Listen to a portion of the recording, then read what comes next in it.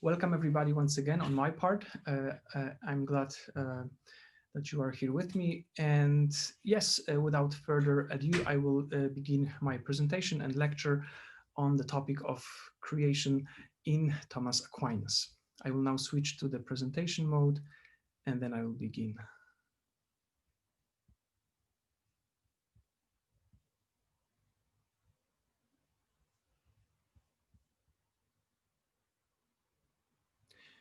Okay, so when we think about creation and creation theology, I think the thought of most of us goes immediately to the first chapter of the book of Genesis, and we think that the theological account of creation should and usually comments on the 6 days of creation in the book of Genesis. Now, we may be, or we should be then surprised to find that Thomas Aquinas, in his treatise on creation in the Summa Theologiae, he does not actually refer that much to the account of 6 days in the book of Genesis. Actually, he has a separate treatise on the 6 days on the work of 6 days in the book of Genesis. So he, in one way, he separates the treatise on the work of 6 days from the treatise on creation. Why would he do that? Well, I believe that Thomas Aquinas, carefully reading the account in the book of Genesis, he simply realizes that the account of the work of 6 days in the book of Genesis speaks predominantly about what actually happened with the world after it was already created. What we read about in the account of Genesis are the changes that happened actually in the material world after it was created. Therefore, Thomas Aquinas distinguishes in his treatise on the work of 6 days, he distinguishes 3 parts of the work of 6 days, and only the first part is what he calls opus creationis, the work of creation. What happens afterwards is the opus distinctionis, that is the work of distinction or separation of things created in animate matter. And then opus ornatus, which is the origin of things that are alive, plants and animals, and eventually human beings. So once again, Thomas Aquinas realizes that in the account of 6 days, probably the only one sentence actually that speaks about creation is the first sentence, where we read that God created the heavens and the earth. Then the term creation comes back with the origin of man, because his soul is being created ex nihilo, like the rest of the universe, of the material universe. But once again, Thomas realizes that creation is actually covered by this one sentence in the account of 6 days. And that is why I believe in his account of creation, in his treatise on creation, he simply tries to explain and understand better what this very first sentence in the book of Genesis actually means. And he does it in reference to his metaphysical and philosophical system, and his account, we might classify it, I believe, as nowadays we would call it a philosophical theology. So let's then therefore follow Aquinas and leave aside the account of 6 days in Genesis and concentrate only on this very first sentence, which says once again that God created the heavens and the earth. Now, trying to understand what this actually means, this very act of God, Thomas realizes that, as it sometimes happens in our life, that it is easier to say what creation is not rather than to say what creation is. Well, what we trace and observe in our everyday life is change. We see how things change, so we see movement and change. And this is the way in which new things and novelty comes into existence in this world. Therefore, the intuition we may have is, we might have an intuition that creation would be a special type of change or a special type of movement. And here Aquinas says that would be a wrong assertion. He claims that what is created is not made by movement or by change, because movement or change requires something pre-existent that can be moved or can move or can change. Therefore, he would say that God by creation produces things without any sort of movement. We may go forward and say that the creative act of God, considered formally, is beyond all categories that we use to describe the reality around us. It is not any sort of change, the creation act of God. It is not any sort of movement. This is not a change of quantity, of quality, of relationship to anything else. This is not creation. So I would call this the negative aspect of the definition. Now, as such, therefore, we may say that creation has a super or supra-categorical character, or we may say transcendental character. Now we have a difficult task then. How can we define a transcendental act of God? Trying to give a positive aspect of the definition, I believe Thomas has a more complex proposition for us. First, he formulates what I believe as the first side of the active, or I would say, he has the active and passive aspect of this positive, or the active and passive side, the active and passive side of the positive aspect of definition. So the active side of this positive definition would be that creation is an active divine agency on the part of God, and on the side of creatures, it would be defined as passive reception of divine agency on the parts of everything that is being created by God. Now, what do we mean by active agency on the part of God? Here, Thomas would say, or says, that primarily this active divine agency on the part of God is bringing the universe, bringing the material universe into existence out of nothing, that is, ex nihilo, without any pre-existing matter. The other side of this active divine agency on the part of God is sustaining and preserving or upholding all contingent entities in their existence, in the fact that they are, but also in their essence, in the fact or in what they are. These, for Aquinas, are two most important aspects of each creature. Each creature exists, and each creature is something, so it has its essence. Now, what is the definition of the passive side of the creative act of God? This would be the dependence of all created entities on God, once again, in the fact that they are, which is their existence, but also in the fact or in what they are, that is, in their essence. So I would like to suggest that this would be a complex, positive account of what creation is for Thomas Aquinas. Now, let's go through those various aspects and let's try to see how he defines them and explains them. So let's begin with the primordial creative act of God.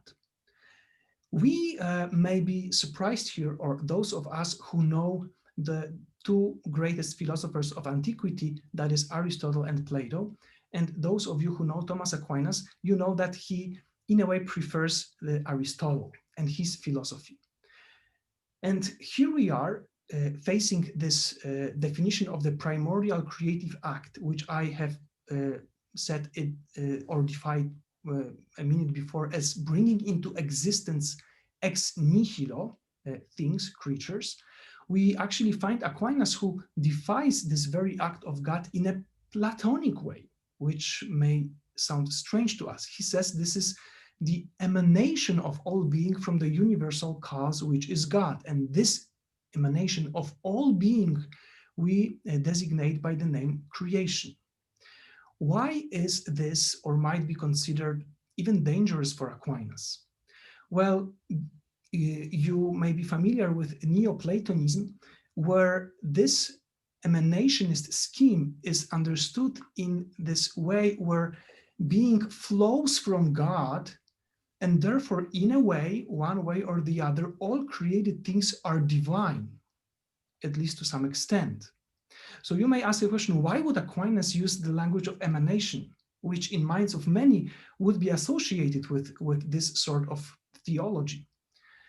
Well, Aquinas does it, in my opinion, because this is his way to express and emphasize that creation is ex nihilo, that God creates out of nothing.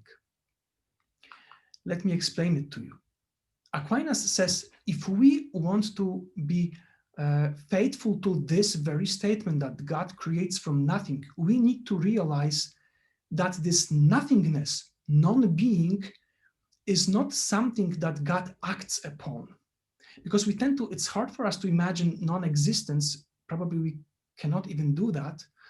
But we usually think about space that is empty. No, it's not a space. It's pure nothingness. And Aquinas says, if this is pure nothingness, it cannot receive any action on the side of God. Non-being is not the recipient of divine action. Therefore, Aquinas says, if this is the case and only God exists before he begins to create, we have to agree with the statement, and we have to actually assume or believe in the fact that everything truly flows from God, emanates from God. That is why he uses this Platonic definition here. Now, does Aquinas want to say that creation, therefore, being the emanation from God, does he want to say that creatures are at least partly divine? I don't think so. He wants to avoid this extreme. He also wants to avoid the other extreme where, and there are thinkers that he knows and philosophers who would say that God creates from pre-existing matter, and therefore matter is co-eternal with, yet somehow separated from God. He also wants to avoid this extreme. He wants to stay in the middle, and he wants to say that what happens is that creation is emanation from God, and yet creatures are not divine. Their existence comes from God, and yet it is a created existence. It differs from the existence of God. Now, one could say, well, maybe this is self-contradicting, this claim. He should actually choose one of those sides, and there's no a third way, and he is just, designing something that you cannot defend philosophically. In order to defend this claim, Aquinas emphasizes that our predication here about God is analogical. And for him, this would be the analogy of being that we apply here, which will be an example of the analogy of participation. That would mean that the being that we predicate about creatures and God, who is the creator, is in a way the same being, because the being of created things flows from God, and yet it is not equal or the same as the being of God, because the being of God is transcendental, totally different from the being of creatures. Therefore, the language that we use here, Aquinas would say, is neither univocal nor equivocal. It is an analogical language. So the being that we predicate about things created and God, once again, is predicated analogically. So this would be his way to defend the claim that his position here is not self-contradicting. Now, what is being created, therefore, in this first creative act of God? What is being created, I believe, in Aquinas' understanding, is the most primitive matter. And this, according to ancient philosophy would be 4 elements: earth, water, air, and fire. We have many more elements nowadays, but back then, this is how they understood the most basic elements. And Aquinas reads Genesis, actually here I refer to his account of 6 days, where he meditates on the book of Genesis, and he says that what is being named in this first day of creation, when God created the universe, what is being named is just earth and water. And he says Moses, who for him wrote the book of Genesis, doesn't mention air and fire because though these were uneducated people who he wrote it for, and it would be hard for them to actually understand that air and fire are also elements. They thought they must be material. But for him, these are also elements. One important aspect here, those of you who may know Aquinas' philosophy more, you are probably aware of the fact that he understands that what underlies the very fabric of the universe and all matter that is empirically verifiable and tangible is primary matter, which is pure potentiality, a metaphysical principle of potentiality. Why do I mention it here? Because it is tempting here, at least for some, to think that this potentiality of there being something before anything actually was out there, that this potentiality was before God started creating.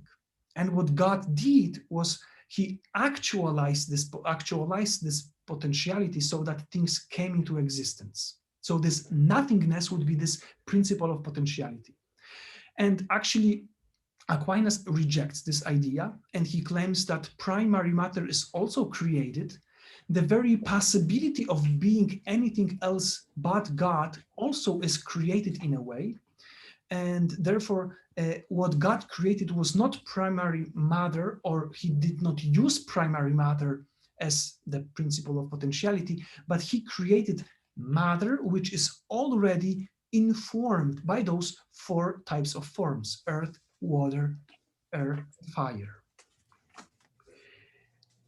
Creation for Aquinas, therefore, and I want to emphasize it, is instantaneous. And that is why he distinguishes it from the account of the 6 days in Genesis, where the way matter was changed and transformed and gave origin to plants and animals. This is already happening in time, whereas creation is not in time. This is an instant. Even the term instantaneous is not proper, but we don't find any better term, because instantiation or instantaneous action or occurrence is already referring to time. It is an aspect of time, an instance within time, whereas we want to say that it is beyond time. It comes from the eternity of God where there is no time. For Aquinas, therefore, creation would be an origin of space and time as well. Referring to time, he will reflect and actually claim that it is possible to think of a universe which is timeless, doesn't have a beginning or end in time, not eternal but everlasting, and still created. But then he would conclude that based on the scripture and on the revelation, we actually have to acknowledge that the universe has an origin in time. And therefore, time and space begin with the beginning of the universe. Now let's go to 1b, which is the divine conservatio of things. Thomas says that the being of every creature depends on God, so that not for a moment could it subsist, but would fall into nothingness were it not kept in being by the operation of divine power. Therefore, God continuously preserves things in existence. What is important here, from my point of view, is terminology. Because Thomas uses the term conservatio rerum in esse, conservation of things in their existence. He also uses a term conservatio rerum in bono, conservation things in goodness, in what is good for them. He uses this term as well. Nowadays, we also use another term. It is more modern term, conservatio a nihili, conservation from falling back into nothingness. This is what God does constantly with all created things. But what is important for me is that Thomas, yes, he uses the term, he uses this phrase where he says that the preservation of things by God is a continuation of the action whereby he gives them existence when they come into existence. But I want to emphasize that Aquinas never uses a term that is very popular nowadays. That is the term creatio continua, continual creation. This term is never used by Aquinas. Francisco Suarez, one of commentators of Aquinas and a very famous one, he is the first one who actually claims that Aquinas uses this term, continual creation, and it is not true because Aquinas never uses this term. Why is it important for us? I think it is important because it helps us to understand once again that the creative act of God happened just once. He brought everything into existence out of nothing, and then he continually keeps things in existence. This would be this continuation of this primordial creative act, but all the changes that happen within the created universe, they do not belong to creation, but to divine conservatio of things and to divine governance of the universe. Therefore, my claim here would be that the term oftentimes used nowadays with reference to evolutionary theory, which I'm not going to discuss because this is not the subject of this lecture, but it is important to mention here that this term is very popular nowadays, and it is being claimed by many scholars that God continuously creates and he gives power to create, or some aspect of this power to create, to creatures that are engaged in evolutionary transformations. I have just finished writing a paper, and it was accepted for publication in Theology and Science, a paper where I actually go against this claim, showing that it diminishes the creative act of God and goes against the traditional classical theology of, for example, Thomas Aquinas, who clearly states that no creature can create, no creature can have a creative power. So that is why I would be skeptical about the term creatio continua. I think you may use it, but you have to be very careful. Now, the passive aspect of creation is the dependence of creatures on God. And Aquinas has many passages when he says that creation actually is nothing but the relation of creature to the creator, and this relation is the relation of dependency of the created, the dependency of all creatures on God. Now, what is this dependency about, or how do we classify, or how do we elaborate on it? This is a dependence on God primarily for Aquinas, he emphasizes it many times, in existence. God brings in his creative act everything, material universe into existence, and therefore the dependence of God on God of created things would be a dependence in existence. But also, I want to emphasize, even though Aquinas does not do it in a clear way, but you can find it in his writings a little bit scattered, this claim that it is also a dependence on God in essence. Therefore, not only in the fact that creatures exist, but also in what they are. Creation is the act whereby a thing is made according to its whole substance. That means both in terms of the fact, once again, the fact that it exists, and in the aspect of it being what it is.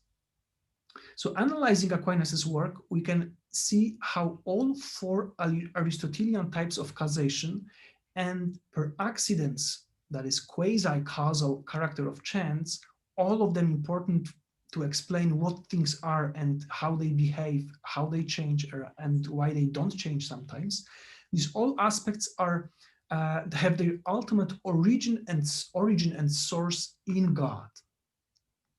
So when it comes to material aspect, things are made of something. Thomas would say matter can have no other cause than an agent which acts by creating, that is God. Even going deeper to this primordial primary matter, this principle of pure potentiality, Aquinas would say this is also something that is created. This metaphysical aspect of reality is also created. Prime matter in some way is, even though it is not actualized, but it's in some way is this potentiality for there being something. Therefore, God must be the cause of prime matter, in respect to which nothing pre-exists. When it comes to formal causation, so formal cause or formal aspects of things decides about what things are. Form organizes matter, but not only in terms of its shape, but in the way matter functions in all aspects of what material things then are, sometimes pretty complex.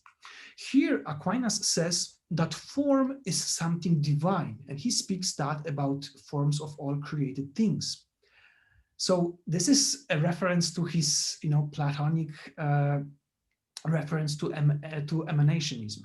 He says it is being divine, not trying to say that things are actually divine, but because every form is a certain participation. So again, using this analogy of participation, every form is a certain participation in the likeness of the divine being, which is pure act. And that is why also in this formal aspect of what things are, all creatures depend on God.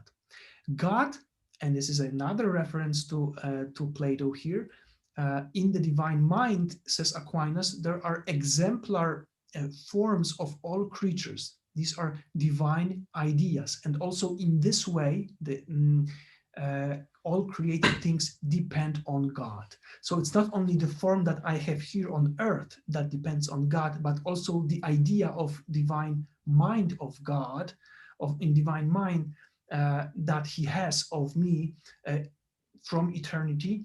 This is also the way in which my essence depends on God. When it comes to efficient causes, something contributes to in an efficient way for things to change and for things to come into being in the universe where matter changes constantly. So Aquinas says that this sort of efficient causes that make things to originate, but also when something is already there and has some efficient actions that it can perform, in all those aspects of efficient causes that we observe around us and our own efficient powers, they are rooted once again in God, and also in this aspect, all creatures depend on God. Here, Aquinas develops those crucial distinctions into primary and secondary and principal and instrumental causation, emphasizing that yes, all efficient causes depend on God, and actually God, because they depend on God, God can and does work in the created universe through those secondary and instrumental causes. This is efficient causation. Also, the fourth type of causation, the final causation, Aquinas, after Aristotle, observes goal-directedness in the universe. For him, all things have intrinsic principle of goal-directedness, which is it is easiest to see it in conscious and living entities. Trees produce flowers and fruits, there's a certain cycle that they go through. So this is a teleological aspect of their of what they are. But also inanimate creatures, for Aquinas and for Aristotle, they would also have their internal teleology. So Aquinas would say that, first of all, the end of all things, which is some extrinsic good, is outside, in reference to the universe. Therefore, everything is called good from divine goodness, because this teleological aspect for Aquinas has refers to the goodness of thing as well. So it has a normative aspect in a way. It is good for me to be a human being and to eat and do all sorts of things. It is good to a stone to be a stone and to be hard, for example. So each thing has a proper goodness to it. And he says that all good, or everything is called good from the divine goodness, as from the first exemplary, effective, and final principle of all goodness. And very important passage from his treatise on creation, where he says that all things desire God as their end.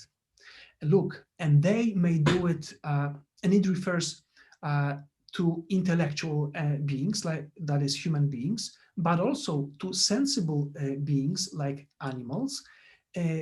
Then all other entities, creatures, which are that is plants and inanimate creatures. So they all, in his understanding, desire God as their end, through the fact that they are what they are, and it does not introduce panpsychism for Aquinas, once again, because his language is analogical here, right? So they desire God because their existence flows from God and they depend on their essence on God, but this is not panpsychism. Now, Aristotle spends lots of time on chance and fortune, and Aquinas follows him. And for our lecture here, what is important is to realize, we should realize that for Aquinas, God, who is the governor of the universe, intends some of his effects to be established by way of necessity and others contingently. That means that chance and fortune for Aquinas, like for Aristotle to begin with, are ontologically real. We do not say that things happen by chance because we don't know the true cause. For them, we say that something happened by chance because there is no actual cause for that occurrence, even though chance events, they always happen in a world where there is regularity. There can be chance because things happen for a purpose, because there are formal causes, efficient causes, and regularity in nature. For Aquinas, referring it to God, chance and fortune are real. And they are real because it is God who wants that some things will happen or happen by way of necessity and some others contingently. Yet, and at the same time, from God's perspective, as to the order of divine providence, St. Thomas would say, nothing in the world happens by chance.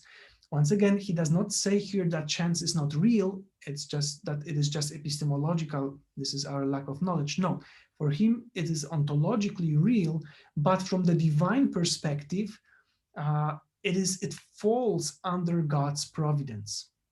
So for God, it is not chance in a way within his eternal causing of things, of what they are. Okay, so we may say, therefore, that God as creator of primary matter and all forms, source of efficient causality and natural teleology, as well as the transcendent cause of the occurrences attributed to chance and fortune, is the first and ultimate cause of the essence of all of each contingent entity. So by this we have learned that it is not only in the fact that things are, but also in the fact in what things are, all creatures depend on God. Therefore, we may say that to be created, according to Aquinas, is to be dependent on God in esse, in the fact that entities exist, and in essentia, in what things are. And this rule applies both to entities that came into being ex nihilo at the beginning of creation and existed or still exist in time, if there are such things, as well as to those that come into being throughout the history of the universe from already existing matter, due to causality of other creatures. They all depend on God in the fact that they are and in what they are, even though many of them, probably the majority of things that surround us, they don't come into existence. When we see actually them coming into existence, they don't come into existence ex nihilo. And this once again tells us that Thomas Aquinas understands creation as a relationship towards God. So therefore, he would say that creation in the creature is only a certain relation to the creator as to the principle of its being. In God, creation would be, once again, this primordial act of bringing everything into existence ex nihilo, and then sustaining things in existence and also in what they are. This is on the side of God. On the side of creatures, that would be, creation would be defined by Aquinas as this special type of relationship of dependence on God. And thus, creation is a kind of relation, once again, he emphasizes, so that nothing prevents its being in the creature as its subject. This creation in the creature is the relationship of dependence on God. For Aquinas, this dependence is on our side, and for him, God does not depend in any possible way on created universe. Because God in his Trinity, he exchanges love, so he doesn't need to create something to have something to love. Creation does not change anything in God, because he is unchangeable for Thomas Aquinas. Therefore, this relationship is a relationship of dependence on the side of creatures and not on the side of God. Where it puts, we may ask, where does this put Aquinas in reference to other contemporary notions of creation and the relationship between God and the universe? We have classical Thomism to your left, theism, I'm sorry. This is the view that I have just described, and in a way that it is defined by Thomas Aquinas. We have God, who is in a way separate from the universe, because God's existence and being is not univocal, or it's not the same when compared with the existence of the created universe. And yet we have this relationship of dependency. Creation emanates from God, yet is not divine, and remains in this constant dependency on God. We have deism, which claims that there is a universe and there is God, and he is also radically transcendent. But there is no ongoing and constant relationship of dependence on God anymore. God created the universe and simply withdrew himself from the universe, and the universe operates by the powers that God posited in the universe, in this created universe. The third possibility that is being discussed and accepted by at least some thinkers is pantheism. that is a claim that the universe is divine. And we think about pantheism usually in terms of Spinoza, who would say God sive natura, which means God or nature, where the term or the name God is being kept. But the truth is that this is the minority among pantheists to claim that God is nature. The more popular version of pantheism simply says that the universe is divine. They want to leave aside and leave behind the term God because of the connotations that we have with the term God as being transcendent, unchangeable, and so forth. So the claim would be that universe as a whole is divine, and this is the major claim of pantheism. There is also at least a number of thinkers who present and support pantheism, which is a claim that at the beginning there was God, who then created universe in a way that he posited himself in created universe, and he ceased to exist as God separated from the universe. From the universe. So this would be pantheism, and he also does not change anything. He stopped being what he was before creating, and now there is just the universe which is divine, but it's not God anymore, thought as transcendent in any possible way. And then we have most popular view nowadays, or I would say, yes, very popular, at least in the circles of the dialogue between natural sciences and theology, the dialogue that I work in, I'm part of it. That is panentheism, which claims everything is in God, and yet God is more than the universe. So you see on the slide that this is this scheme where we have universe within the substance of God, and therefore there is a constant interchange or exchange between God and the universe. Therefore, God is being changed by the fact that he created, and by this, or he's being changed based on this relationship that he has with created universe.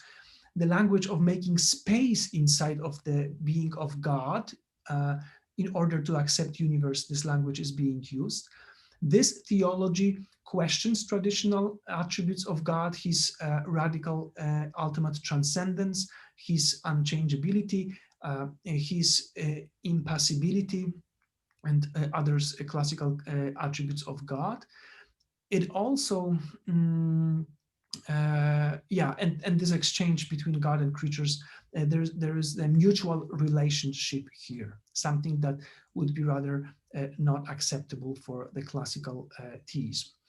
We also have thinkers who propose pantheism, which would be a claim or a theory or a definition of creation and relationship between God and the universe, where we have universe that is within the substance of God again, but God does not change anything in the universe. He does not act in this universe. So it is within the being of God, but it operates by, once again, the powers that God posited in this created universe. So you can see how it differs from the teaching of Thomas Aquinas and classical theology, where the universe is created by God, and it depends on God constantly, brought into existence ex nihilo, which is not the case in, at least not in all other schemes that you have on this slide. They claim that the universe comes into existence ex nihilo. You would, for example, find panentheists who would claim that universe in a way might be or should be thought as being eternal with God, together with God. So that would be another difference.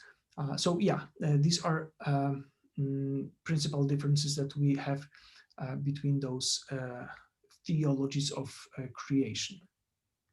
And I think that would be it for tonight on my part. I hope I helped you, or this lecture helped you to understand better how Aquinas understands creation, which is once again the act by which God brings into existence ex nihilo, in an instantaneous an act, everything that is the entire universe, which afterwards enters very complex processes of change, where matter, having its potentialities, gives origin to new things.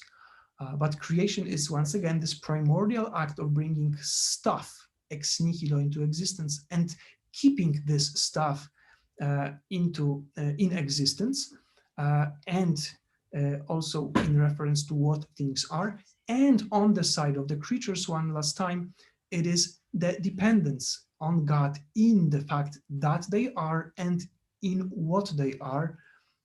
And this is the passive aspect of the definition of creation that Aquinas presents us with. Thank you for your time, for your participation. And now I believe I will switch off from the presentation mode, and I think that we should now have some time for questions. So you can, maybe the best way would be to put them on chat, and then I would be able to see them, hopefully, if you have questions. Yes, there is a question from Juliana.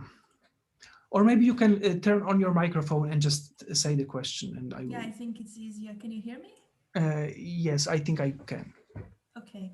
It's an observation, and thank you very much for the very deep and yet very clear presentation.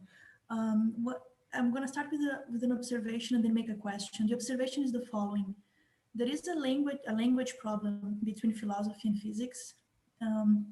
When philosophy talks about created matter, a physicist would think that it does not include energy. But some people would even say something like angels and souls are energy, and this sort of comparison. And energy in physics is the capacity to make something execute work, like, for example, movement or changing volume or even changing temperature. Okay. And now in modern physics is known to be related to mass. Okay. So it seems to me that matter in philosophy includes both energy and matter in the physical sense. This may be useful to clarify when talking to a mixed audience, because I think that people's minds immediately gets into this confusion. And the question is the following. Are angels made of prime matter, angels and souls? And it seems to me they are not, but they are created. So is there anything about their substance that is shared by material creation, be it matter or energy in the physical sense? And when you say that God made the whole of creation in one single instant, does that include the souls and angels, not souls, of course, but angels and the spiritual persons? Thank you. Thank you. These are very, first of all, a very good clarification. Obviously, for Aquinas, this would be matter and energy, obviously. Thank you very much. And that's very helpful. And I should, next time I will remember to mention it. And with regards to spiritual substances, so Aquinas believes that God created in this first instantaneous act of creation all angels, but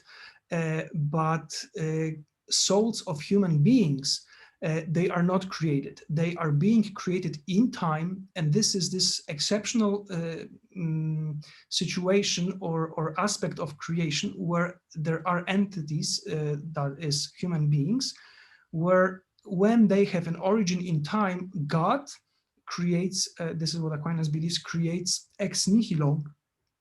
Each time a human being is being conceived, he creates ex nihilo a human soul. So human beings are are very weird, metaphysically speaking, creatures within his system of philosophy and theology. Now, angels are pure spirits, therefore they don't have any matter. There cannot be a primary matter which is not actualized. This is only on the level of speculative analysis that we speak about primary matter as a metaphysical principle, which is real. Yet, when we look at the world surrounding us, it is always actualized by one or another substantial form. Therefore, there cannot be a situation where we would have primary matter which is somehow taken or actualized by an angel in a way that it does not become a material thing, a physical thing. This is something which is unthinkable for Aquinas.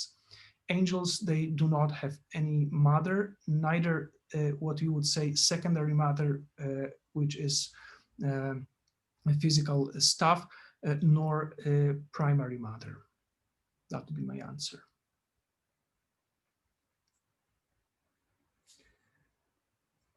Are there any other questions? And there's someone else who wanted to ask one at the top. Okay, and they are okay. First, Above that one, there was a person. Gavin. I don't see. I see Avin.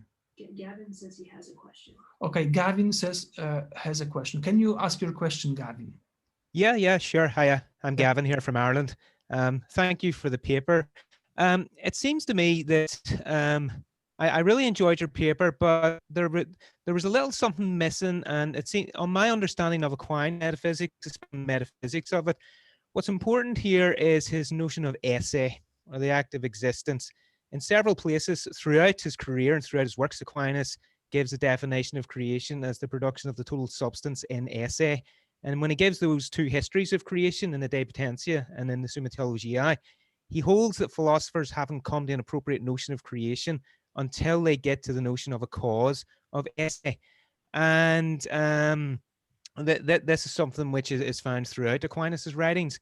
So with that in place, then, it seems that the fundamental relation which is involved in creation and which explains Aquinas' Platonism in this regard is that creatures are brought about, they're brought into existence through their being granted esse, and so they enjoy this participation relationship, which he outlines in the Divine Names, Book 5.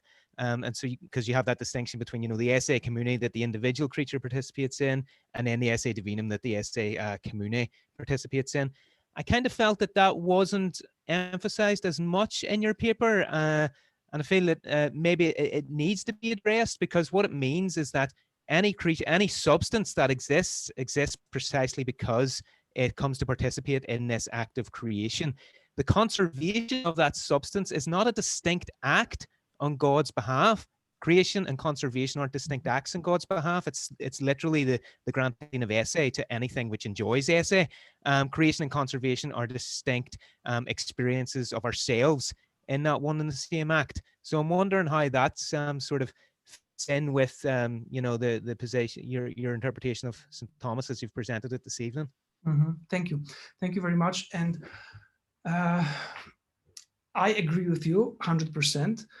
For Aquinas, the act of existence is the most perfect, the act of all acts, right? God is the act of all acts, but this is the most perfect metaphysical aspect or category that he in a way discovers. There's, as you probably know, a whole conversation on what it actually means and how it differentiates from esse and what is the relationship. Maybe you are right that I did not emphasize it strong enough, but on the other hand, I think that what is oftentimes being forgotten is that the act of esse, of created things, is the act of esse of something. There is no created esse without there being created essence. And this is what I'm trying to emphasize whenever I teach it, because I think it's actually sometimes forgotten. And I wouldn't like to say, I would still keep with Aquinas saying that, once again, existence is the most perfect category of perfect, how do I say, the highest metaphysical perfection of things that we know is their esse, but one last time, this is the esse of something, and that's why I would say or emphasize that this is how I understand it, that when he says that creation is producing an entity with regards to its entire substance, to all aspects, in reference to all aspects of what it is. So that would be again both essence and existence, or maybe I should start existence of something that has this or that particular essence. And when Aquinas emphasizes that God did not produce formless matter or prime matter, but he produced or in creation, he brought into existence things. Once again, these are already things that have both essence and existence. That would be my answer to your point. Awesome. Thanks very much. Thank you.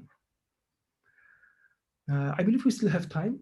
Sure, there's Yeah. a few more questions there. Okay. Yes. Reka Mohai, I hope I pronounced it right, asks a question: how is it possible that creation is a relationship for created beings and things, but not for God? For God, Aquinas has, let me, I will go back to the presentation mode, because I actually have a quotation on that. I knew that I will not have time to do it. So I will try to actually, just give me a second. Yeah, let's go skip through it. So Aquinas believes that God is innermost, that God is in all things. So in a way, it will establish a sort of relationship, in a way we might say, but it is not a relationship that changes God. And this is important for him. So this picture that you can see right now, the scheme where this is a depiction of panentheism, where creation is within the substance of God in a way. This is not true for Aquinas, where here this changes God, right? Because God, this is Hegelian in a way. He posits himself in creation. Okay, this is important for us. But the world here cannot affect the being and knowledge of God.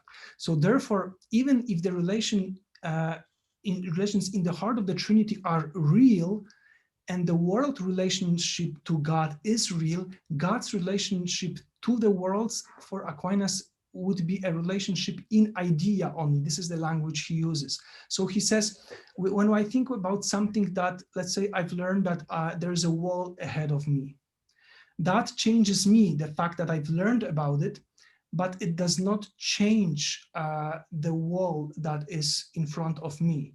But it is out there, and I am in a relationship to this wall because it is out there in a certain distance from me. So in a way, we might say that for Aquinas, I have learned through divine revelation that I am in the relationship of dependency on God. That changes me, obviously, the fact that I know it and the fact that I am in this relationship towards God. And this is a real relationship on my side. And in a way, it is also a relationship on God's side, but it is not a relationship of the same sort where it will change God in any possible way. And obviously, if you have 5 minutes, many contemporary scholars, they claim that this teaching is an absurdity. And as Craig and Tracy say, that it jeopardizes Christianity's most fundamental religious affirmation, which is that God cares about creation. And Niels Henrik Gregersen says that all versions of panentheism, they share the claim that there exists a real two-way interaction, like I said before. What would be the answer that we give to those claims that the world depends on God and God depends on the world? So Michael Dodds, he says that that the idea that like what Aquinas teaches emphasizes that or what he teaches is an affirmation of God's transcendence and in intimate involvement in creation. It does not put the fact that the relationship in God is not of the same type as the relationship in us, does not put God far away from creation. It simply tells us that he is transcendent in his relationship towards creatures, and therefore he can be present in creation, in the created world, in a way that goes beyond any type of presence that we may think of. And look, this is the last passage that I want to bring here, what Michael Dodd says. Real relations of mutual dependence arise between creatures that are never more than beside one another. Even if Jesus says that man and woman become one, this is a metaphor. They do become one in a way, but they still keep their own identities still. Though they have real relationship, right? And probably the deepest one that people may have in this world, marriage and friendship, probably. And Dodds says that those sorts of relations, they cannot capture the closeness of divine presence that arises from the action of God, who is never simply beside, but most deeply within the creature, because the existence, as Gavin emphasized, flows, and I did before too, I believe so, it flows from God. So to predicate such a relation of God, the real relationship where beings stands beside one another, would be to reduce God to the level of one creature existing beside another. In effect, the notion of real relation is simply too remote to express the intimacy of God's presence, says Michael Dodds. So that would be my answer to the question. Maybe I was not right, not clear enough when I said there's no relationship on the side of God. There is a relationship, but it is not a real relationship such as the relationship that we have, or any sort of relationship among creatures. All right. Do we have any? There's the big one and the one at the bottom. I don't see the one at the bottom. There's one from Arvin. Arvin, where is Arvin? Arvin, okay. I'm reading your question.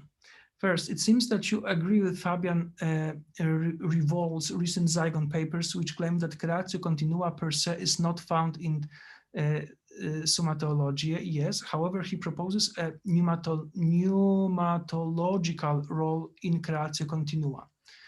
Do you agree with him?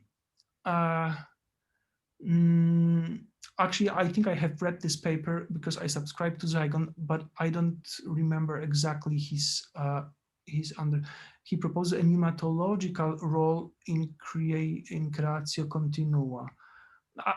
Honestly, I don't like term creatio continua. I would like to leave it behind. I think it's confusing. So, and I know that he tries to defend and redefine this term. I don't like it. So I don't think, but I would have to go back and read this paper again, especially this part where he defies it. Second, whether you agree or disagree with him, it seems that you are in agreement with Dodds in that dependence in creatio continua should not reduce God as a univocal cause, supposedly like Bob Russell's Nioda. Please clarify if this. Yes, this is my position. I'm a student of Michael Dodds. I am his prodigy, so I guess I didn't go that far away from him in what I'm doing.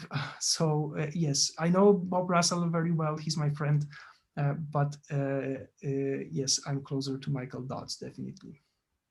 Okay, any other questions? Jamela and Andrew. Jamela, okay.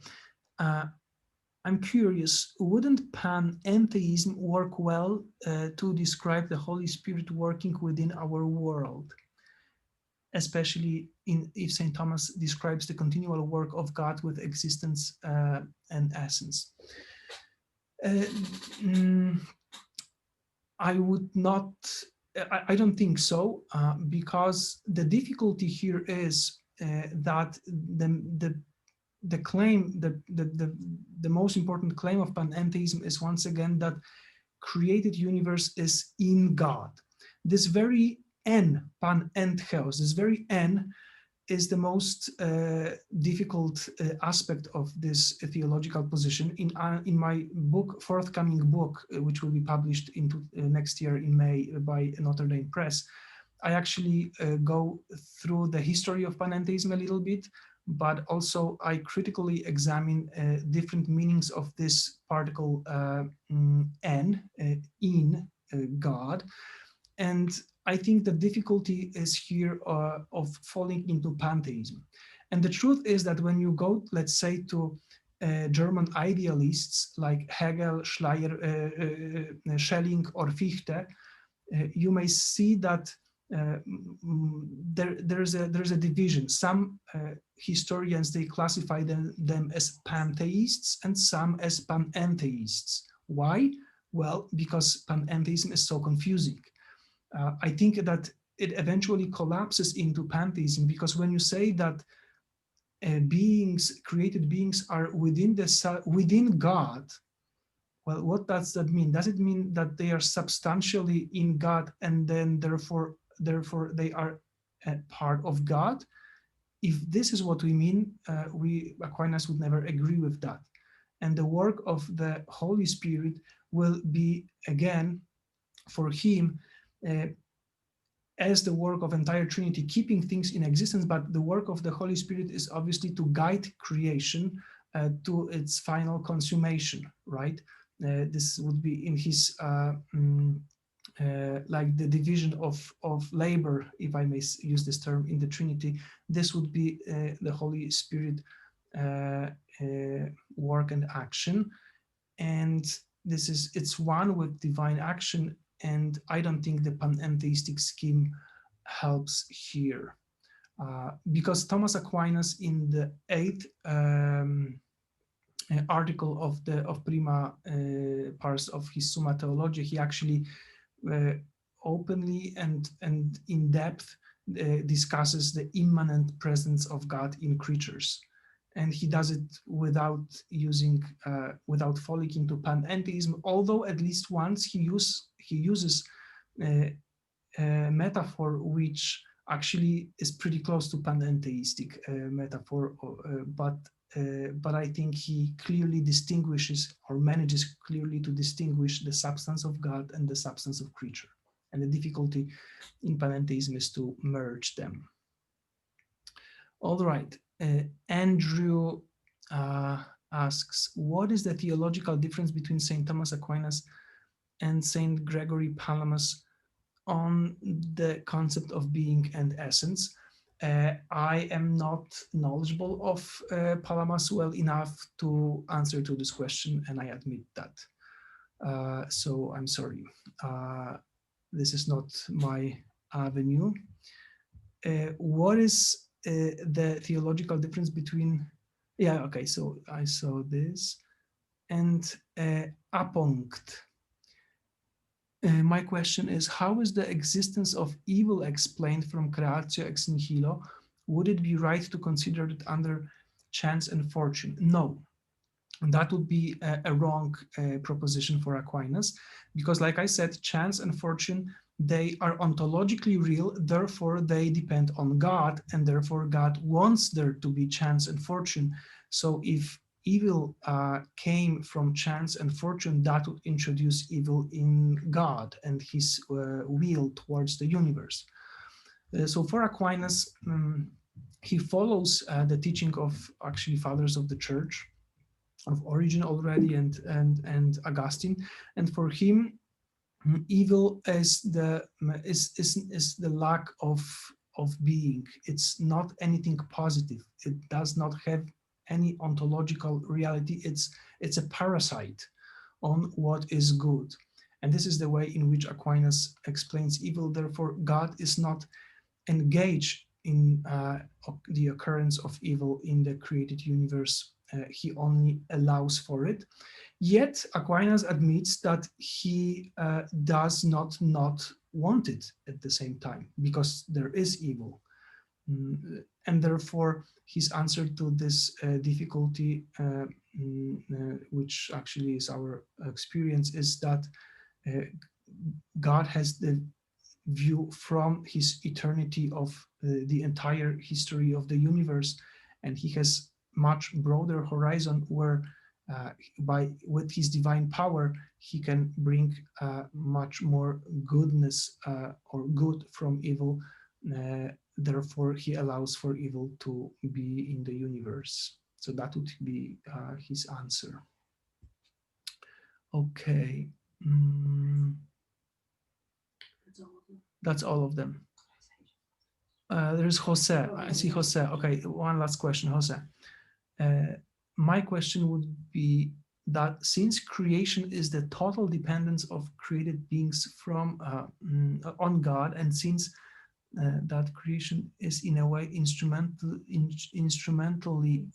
instantaneously, I'm sorry, how could we make room for true freely acts for creatures? Well, these are the most difficult questions in theology. Again, it's not my specialty, the free will, but you see, we again refer here to analogical predication, and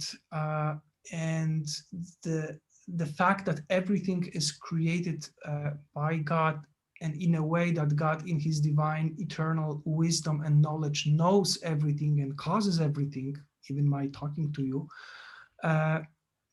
this does not contradict for Aquinas the fact that we actually do have free will, and it's not just a theater that God plays in front of us.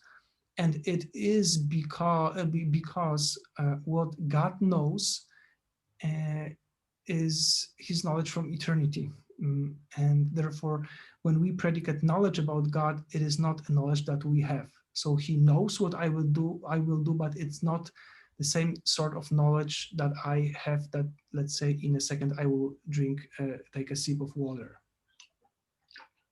So this is different type of knowledge. And therefore it is possible to defend a claim that he sets up or creates the world where there is true contingency, chance events, and free will. And free will is not for him, does not hinge on there being chance and fortune. No, these are separate things. We can imagine a universe where there is no chance and fortune, and yet there's a free human free will. I don't know if it satisfies you, but there is another brother here at the Angelicum who studies those things, and we talk actually about these, but I'm not an expert. How come that you cannot be an expert in everything like Albert the Great? He knew everything. Those days are gone. Okay, last question. Alexander Ferrand. Is the incarnation a creative act for Aquinas? I hope I'm not like introducing any heresy here, but I would say yes, because if Jesus Christ is a human being, 100% human being, then he must be created. So that would be my answer. Yes, I'm pretty sure it's a correct one. Okay, I guess the time is over.